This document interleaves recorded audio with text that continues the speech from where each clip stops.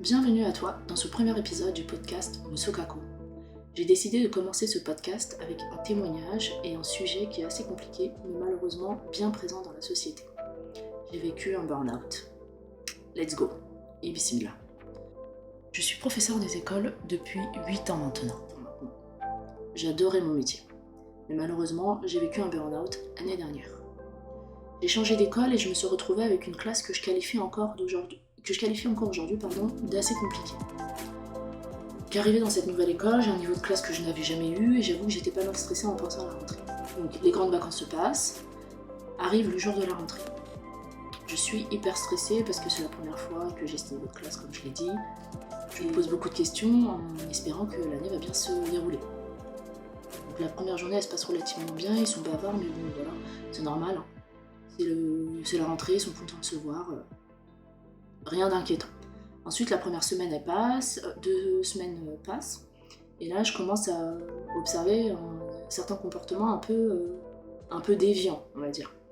Et là, je commence à demander à mes collègues, et surtout les collègues qui avaient les élèves dans leur classe l'année dernière, et à leur demander en fait des conseils, à leur dire oui, est-ce que c'est normal, est-ce que cet enfant est toujours comme ci, est-ce que cet enfant est toujours comme ça, voilà. Donc bon, après je me dis, allez, c'est le début de l'année, on verra bien. Parce qu'au bout d'un mois quand même, on reste quand même optimiste. Donc arrive fin septembre, et là ça commence à être de plus en plus compliqué.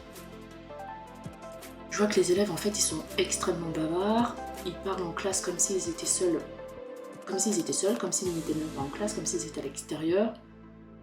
Et du coup, j'ai certains élèves aussi qui m'ont énormément manqué de respect. Et à l'époque, je pensais vraiment que c'était à ma personne, quoi. Vraiment à ma personne qui manquait de respect. Après, au fur et à mesure du temps et après les discussions avec les collègues et compagnie, je me suis rendu compte en fait qu'il manquait de respect à mon statut de prof. Mais bon, à l'époque, ça je le savais pas et je m'en étais pas rendu compte. Donc du coup, je rencontre certains parents, il y en a qui sont d'accord avec moi et qui me disent très clairement qu'ils vont faire en sorte que leur enfant change de comportement. Il y a d'autres élèves en fait dont j'ai pas convoqué les parents parce que ces élèves-là avaient une bonne posture. En fait, ils avaient la posture d'élève, la posture qui était attendue, et aussi il y en avait certains avec qui j'avais réussi à créer du lien. Donc, en fait, ils ont arrêté ce qu'ils faisaient au début d'année et ils se sont recadrés, quoi. Ils ont pris conscience que ça allait les mener à rien. Et enfin, il y a les derniers, donc les parents, eux, qui n'étaient pas du tout d'accord avec moi et qui prenaient la défense de leur enfant. Et après, je me suis dit, si moi, en tant qu'enseignante, je vous dis quelque chose et que vous me répondez que non, en fait, j'ai tort et que votre enfant a raison, donc en réalité, pour l'enfant, lui, c'est la fête, quoi. Il se dit, bon, bah, mes parents sont de mon côté, donc voilà, je vais continuer comme ce que je faisais avant et je vais continuer à être insolent, je vais continuer à être irrespectueux, et puis voilà. Donc là, je me suis dit, allez, on est dans un cercle vicieux, ça va être compliqué. Et après, plus les jours passent et plus je perds ma joie d'enseigner. Je venais vraiment à l'école pour les élèves qui n'avaient rien demandé, qui connaissaient les règles et me respectaient aussi, tout simplement. Au bout d'un moment, en fait, c'était vraiment le respect. Et aussi, d'un autre côté, parce que je me suis beaucoup remise en question, je me suis dit, bon allez, même les élèves perturbateurs, en réalité, ce ne sont que des enfants. Donc pourquoi est-ce que je commençais à les détester ou autre ? C'était pas du tout c'est pas du tout mon but, quoi. Donc, du coup, je savais plus trop qui blâmer, alors je me suis dit, bon allez, je vais me blâmer moi, quoi. Et je me suis posé plein de questions, je me suis énormément remise en question, à me dire, oui, bah est-ce que je suis une bonne enseignante ? Est-ce que j'étais pas assez dure ? Peut-être que j'étais pas assez dure, peut-être que j'étais trop gentille, pas assez juste, enfin voilà, plein de questions qui m'empêchaient de dormir en fait.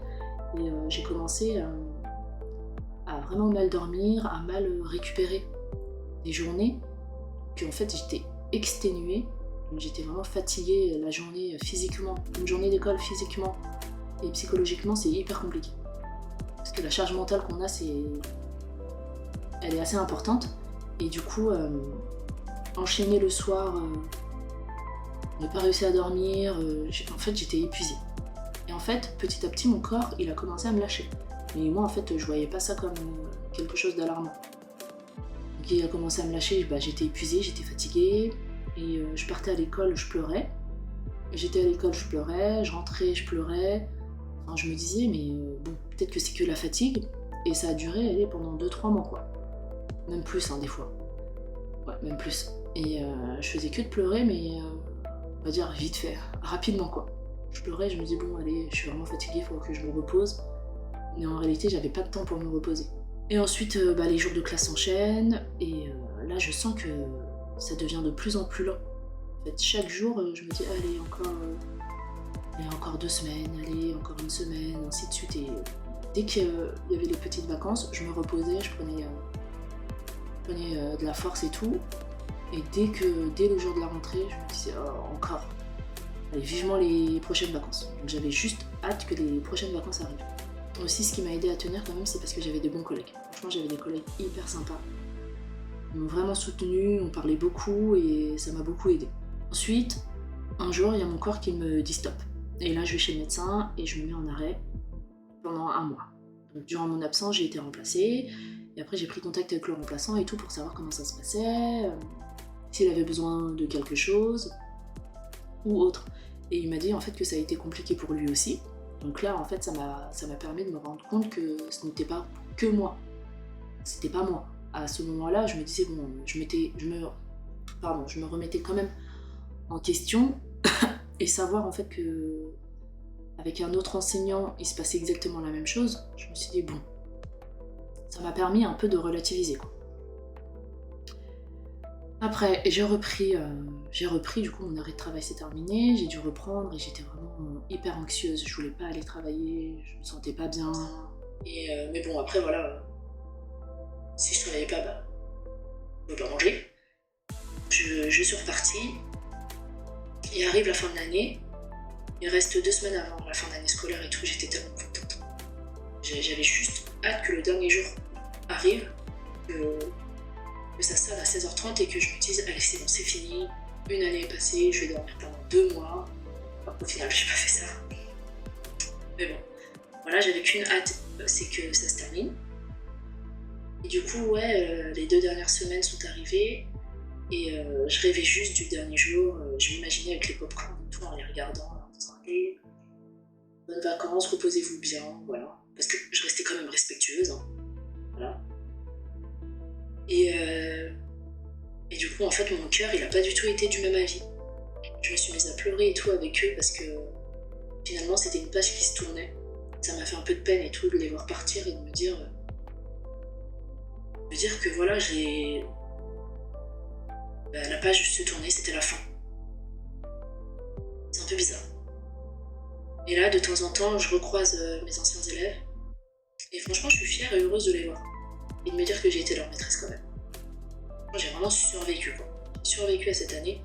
Et en réalité, je me dis maintenant que ça m'a permis de relativiser et de voir en fait, que j'étais forte. Le gros point positif maintenant que j'en tire, c'est que faut que je fasse plus attention à moi et que je prenne énormément de recul sur mon travail. Bon comme t'as pu le deviner, on arrive à la fin de ce témoignage. Et je suis toujours professeure des écoles. Cette année, c'est totalement différent. J'ai de nouveaux élèves et me donner goût dans le métier sans le savoir. Franchement, j'espère ne jamais revivre la situation que j'ai vécue. Merci à toi pour ton écoute.